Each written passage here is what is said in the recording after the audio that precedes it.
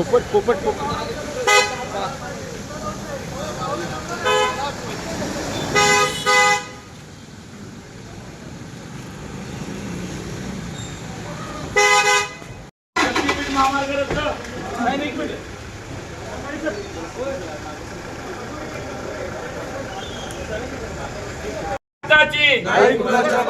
अरे जमीन आमच्या हक्काची, अरे जमीन आमच्या हक्काची.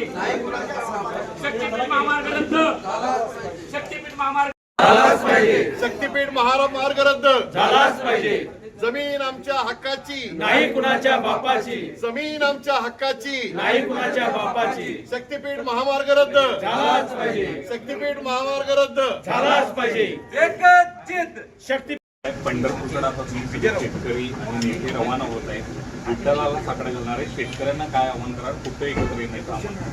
गरज नसलेला शक्तीपीठ रद्द व्हावा ही महाराष्ट्रातल्या 12 जिल्ह्यातल्या शेतकऱ्यांची मागणी आहे.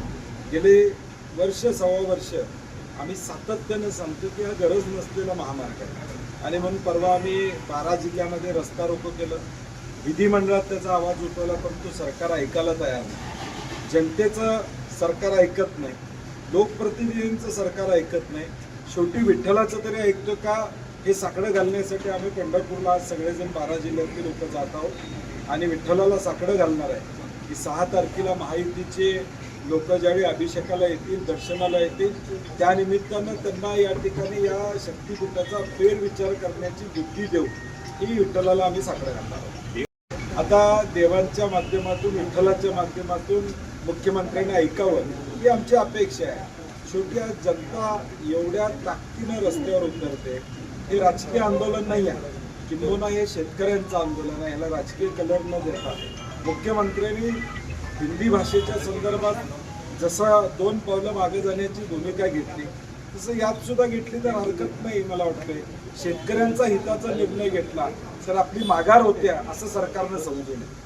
चांगला निर्णय घेताना कधी कधी मागं यावं लागतं, तर ते मागं येण्याचं काम महायुती सरकारनं आणि मुख्यमंत्र्यांनी करावं अशी आमची अपेक्षा आहे. तर या सगळ्या महामार्गाला कोल्हापुरातूनच विरोध आहे असं सांगितलं जात होतं. मात्र ज्या पद्धतीनं रास्ता रोको 12ही जिल्ह्यामध्ये झाला, त्यानंतर गुन्हे दाखल केले गेलेले आहेत. कोल्हापूरच्या अनेक ठिकाणी गुन्हे दाखल केले गेले.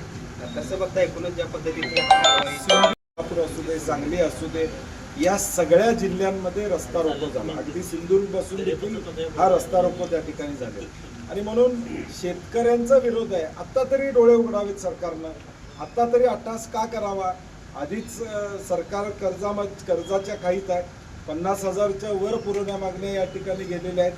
1 लाखाच्या पुढं आता म्हणजे बजेटरी तरतूद नसताना 1 लाखाच्या पुढची योजना सरकारनं त्या ठिकाणी जाहीर केल्या आणि म्हणून हा महाराष्ट्राला आर्थिकदृष्ट्या खाईत नेणारा, दिवाळखोरीकडे नेणारा हा शक्तीपीठ नको अशी आमची भूमिका. खरं तर विठ्ठल आहे तो शेतकऱ्यांनी दिलेल्या अर्थात, मनापासून दिलेल्या अर्थात ऐकतो. यावेळी शेतकरी जात आहेत, काय वाटते पांडुरंग की अर्थात अखेर? नाही, 100% आता शेवटचाच पर्याय आमचा. आम्ही पहिला मोर्चा कोल्हापूरमध्ये 1.5 वर्षापूर्वी काढला, राज्याची बैठक घेतली, आझाद मैदानावर एक मोर्चा काढला, विधिमंडळात विधानसभा असू दे, विधान परिषद असू दे, इथं आवाज उठवला. म्हणजे लोकशाहीतली जी शस्त्र आहेत ती सगळे आम्ही वापरलेली आहेत. परंतु दडपशाही, हुकुमशाही पद्धतीनं मी करणारच अशी भूमिका सरकारची प्रामुख्यानं दिसते आणि मग किमान विठ्ठलाचं तरी ऐकावं, अशी आमची अपेक्षा असते. काही शेतकऱ्यांचं ह्या महामार्गाला समर्थन असल्याचा दावा मुख्यमंत्री करते. नाही, मी विधिमंडळात परवा सुद्धा पत्र दिलेलं आहे. 1000 शेतकऱ्यांचा पाठिंबा आहे असं सन्माननीय मुख्यमंत्री महोदयांनी ऑन द फ्लोर सांगितलं. आम्हाला ते 1000 शेतकऱ्यांची नावं द्या, जाहीर होऊ देत नावं. 1000 शेतकरी कोण आहेत हे तर लोकांना कळू दे, म्हणजे आम्हाला सुद्धा कळलं आमच्याबरोबर असणारे शेतकरी नेमकं कोण आहेत. ज्यांच्या जमिनी जाणार आहेत ते आमच्याबरोबर आहेत, ज्यांच्या जमिनी जाणार नाहीत त्यांनी सह्या केल्या असतील तर त्याला काय अर्थ असणार. माझ्या जिल्ह्यातून जावं अशी मागणी केली शिवाजी पाटील आमदारांनी जिल्ह्यातील मतदारसंघातून. मला वाटतं त्यांचा याबाबतला अभ्यास कदाचित कमी असणार आहे आणि म्हणून त्यांनी हे वक्तव्य केलं असेल. चंदगडमधून खाली जोडणारा रस्ता बेळगाव मार्गे जो येतो तो चौपदरीकरण करण्याचं धोरण त्यांनी त्या ठिकाणी स्वीकारावं आणि गरजेचं नसलेलं उगाच राजकीय दृष्ट्या मी त्यात आहोत ती दाखवण्यासाठी आमदार महोदयांनी कुठलंही पाऊल उचलू नये अशी माझी त्यांना विनंती आहे. आजच्या या साकडे घालण्याच्या आंदोलनाला कोण कोण नेते सहभागी होत आहेत आणि शेतकऱ्यांना काय आव्हान करताय? नाही, राजू शेट्टी आणि आम्ही त्या दिवशी जाहीर केलं की आम्ही विठ्ठलाला साकडं घालू. खासदार प्रणिती शिंदे तिथे येतील, कैलास पाटील सुद्धा कदाचित आज अधिवेशन असलं तरी येण्याची शक्यता आहे. आणि म्हणून जे शेतकरी आहेत ते तर येणारच आहेत. आमची सर्व पक्षीय राजकीय पुढाऱ्यांना विनंती आहे, ज्यांनी भूमिका पूर्वी घेतली होती, म्हणजे भाजपचे असतील, शिंदे गटाचे असतील किंवा राष्ट्रवादी अजितदादांचे असतील, या आमदारांनी सुद्धा पत्र दिले, भूमिका घेतलेले. कृपा करून त्यांनी विठ्ठलाजवळ यावं अशी आमची अपेक्षा असते. तर साहेब, पावसाळे आता अधिवेशन सुरू आहे.